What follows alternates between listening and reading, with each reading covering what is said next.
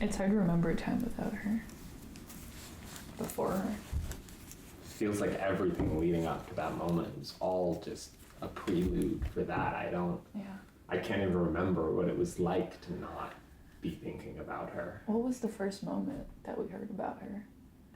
It must have been the river tour.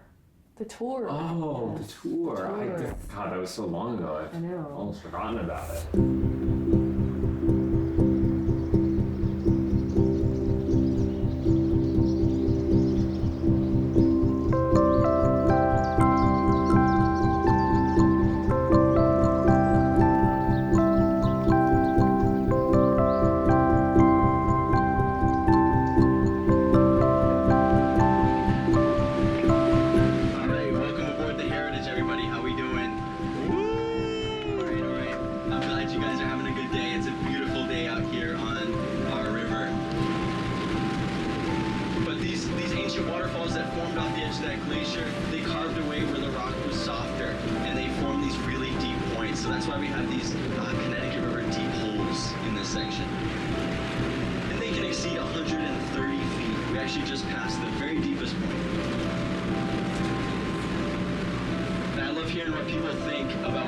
Down there in the deep, dark Connecticut River bowls. What do we think? Monsters? Yeah. So there's an old folklore, or old wives' tale, Connie the river monster. You guys might have heard of her. We don't know if she exists, but she might. After we found out about Connie, we had to learn more.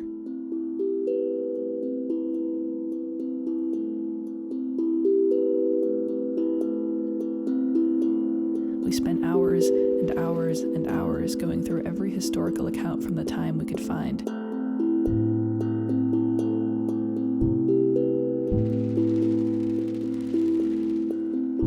There wasn't a lot out there, but what we did find was curious.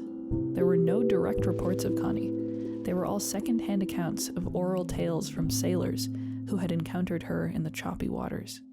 According to a September 9, 1886 report in the New York Times, the creature made itself known the previous day, around 6 o'clock in the morning. Two men from Cromwell, Silas Sage and Colonel Stocking, were crossing the river when their boat struck something lurking underneath. The impact lifted their skiff, but thankfully did not toss them into the cold and rushing waters. Initially inspired by curiosity rather than daunted by dread, they investigated the source of the commotion. They heard a loud noise, the Times reported, and looking up the river they saw that the water a few rods above them was churned into foam. Out of the froth rose a big black head as large as a flour barrel, and with eyes as big as small plates. Middletown, Connecticut, September 8th. A story is told here this afternoon that the far-famed sea serpent was seen in the Connecticut River this morning. It is described as over 100 feet in length, and when first seen, 20 feet of its enormous body was out of the water. It struck, in its journey, a boat containing 3 men, capsizing the boat and throwing the men into the water. The serpent then sank beneath the surface. It is not known whether or not any of the occupants were drowned. For our first field expedition, we traveled to the Connecticut River Oxbow.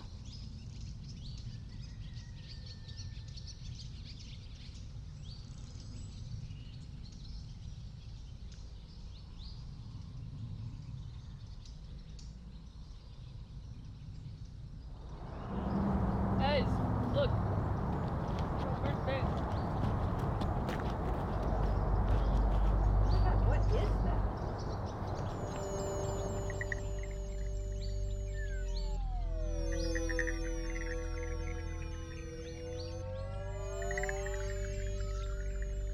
We had found something truly inexplicable and thought it might be a sign of Connie. In order to find out for sure, we decided to take it to some experts. Wait, what? Oh, wait, that's actually kind of sick. Right? What is that? Guys, let's seek it. It's like Oh! fleshy. Actually, no. I don't think so. No. But Like- could it have come from a monster? Oh, perhaps. Maybe. Potentially. There is technically a non-zero chance. Our discovery, unfortunately, didn't seem to be going anywhere. We knew that we would need some help in finding Connie.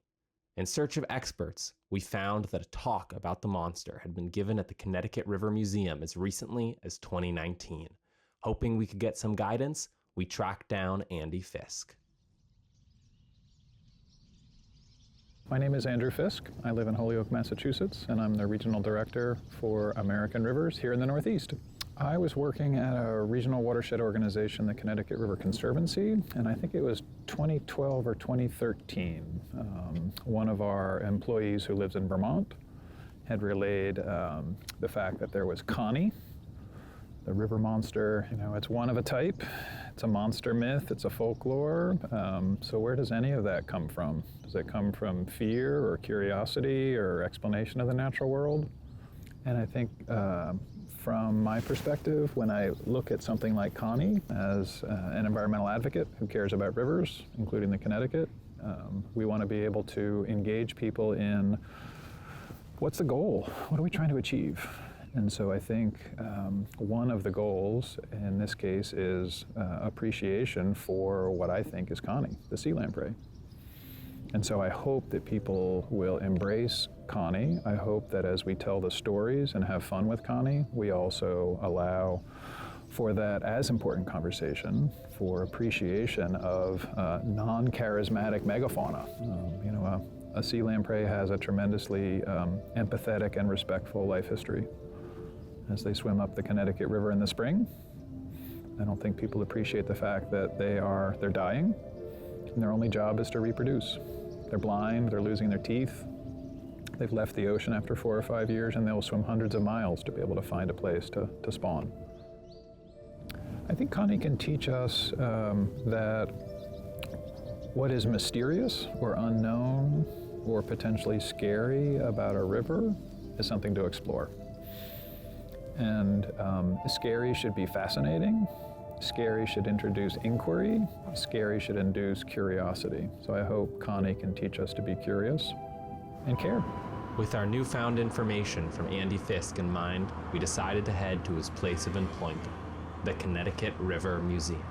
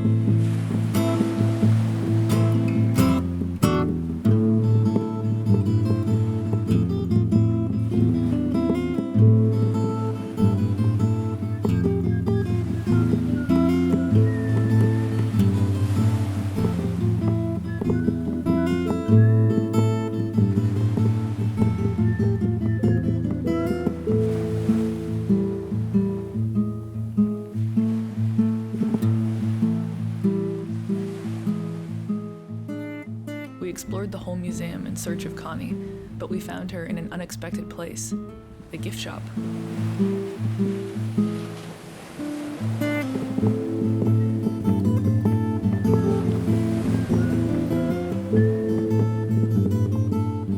Turns out she was a lot smaller than we thought.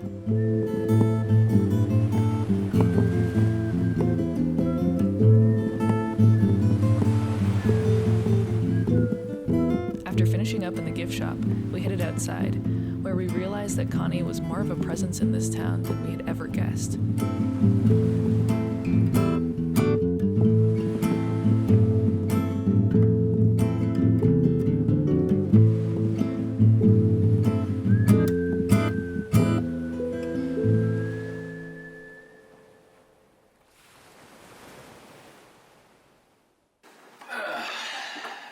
Time to shut down the museum for the evening. Being a security guard is quite the job. Oh, wait a minute. What was that? It must have been nothing. Wait a minute. For the last time, Connie, you gotta stop bringing your stuffy friends around the museum after close. Next up, we decided to go to Cromwell, Connecticut, the home of the first ever sighting of Connie.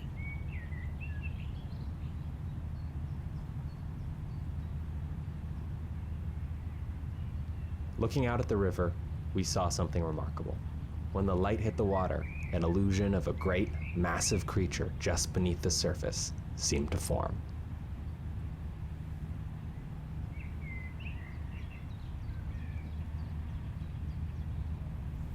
Staring out at the blue before us, it suddenly became clear how one could see a monster out there, plain as day.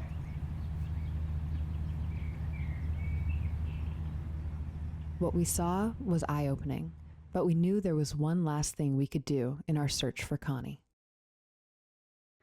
To come as close as possible to the conditions of the original sighting, we loaded our gear, including a state-of-the-art underwater microphone, onto a 2-person fishing vessel at the break of dawn. If we were ever going to find Connie, it would be now.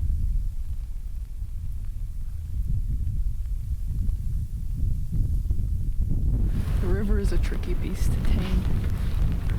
It has its ways, and it has its ways with you.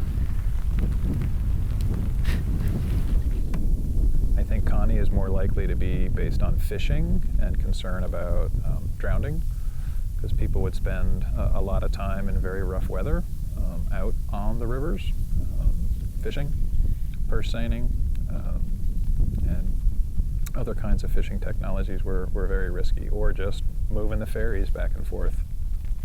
You're out in a small boat, heavy gear, hauling, leaning over bows, moving a lot of heavy equipment, and the danger of falling in or getting caught in gear, a lot of sharp points, hooks, knives, and the like. It was an incredibly difficult occupation. Are you sensing a tide? Are you? I'm sensing a tide. The current is stronger than you'd think out here. We're sending out the long-distance hydrophone to see if we can get any echoes of Connie down in the depths.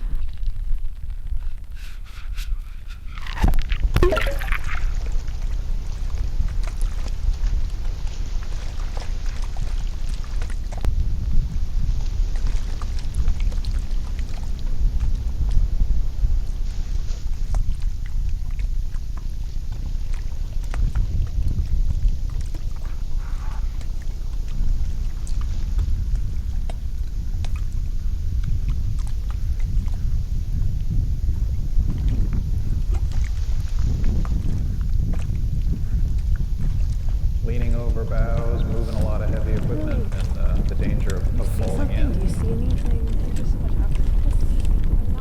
The danger of falling in.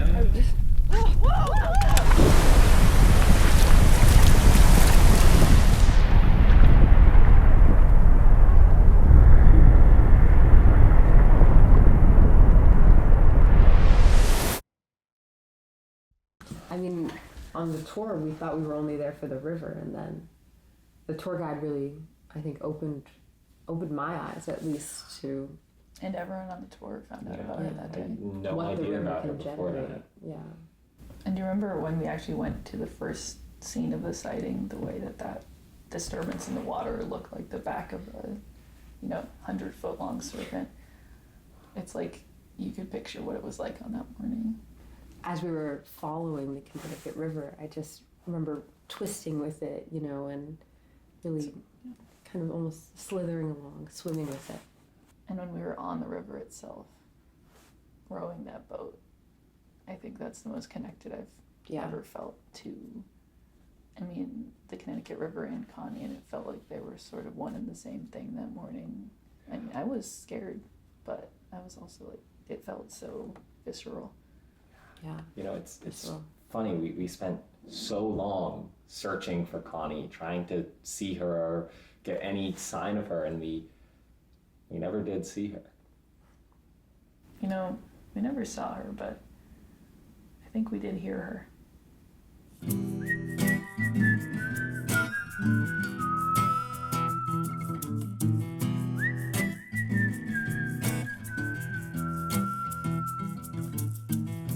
"100 feet long in a body of black, with fearsome spines all down her back, eyes like plates that will never crack.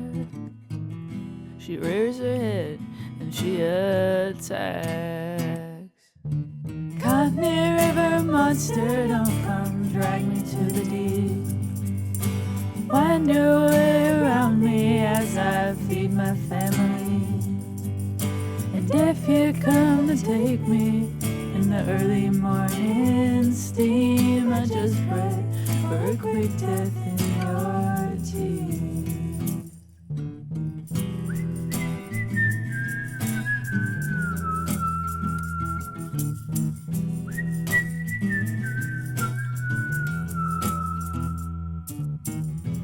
Belly full of sailors, belly full of men.